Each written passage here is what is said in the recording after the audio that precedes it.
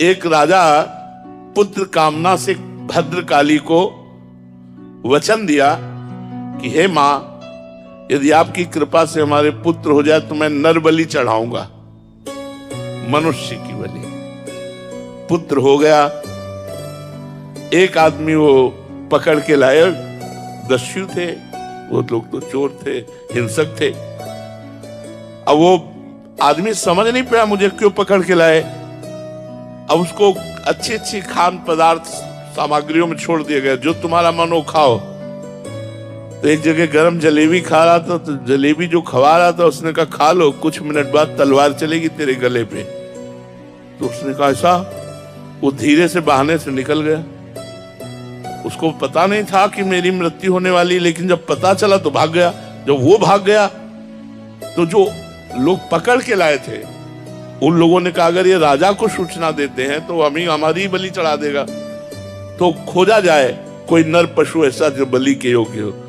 महाराज ये ब्रह्माकार बैठे हुए थे, जड़ भरत जी भगवान में निरंतर चिंतन, स्वस्थ शरीर, इन्हीं को पकड़ लिया, ले गए, स्नान कराया, सुंदर पूजन किया, खीर पुआ माल सब अच्छे अच्छे पवाए, और भद्रकाली के सामने जाकर ऐसे सर झुकाकर जे ही तलवार उठाई तो फट गई भद्रकाली की मूर्ति, और स्वयं भद्रकाली प्रकट होकर वही तलवार लेकर अपने सेवकों की गर्दनें उड़ा दी।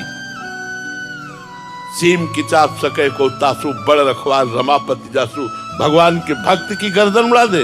भागवत में पढ़ के देख लो प्रसंग। अपने ही पुजारियों की गर्दनें उड़ा दी देवी जी ने, और भरत जी उठे चल दिए।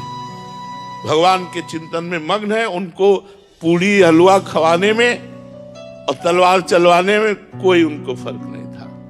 देवी जी ने रक्षा कर ली, कोई धन्यवाद नहीं, कोई नमस्कार नहीं। अपनी यह अद्भुत स्थिति, भगवान में तन्मय महापुरुष की स्थिति। तो जो भगवान का दास है उसका कोई बाल बांका नहीं कर सकता।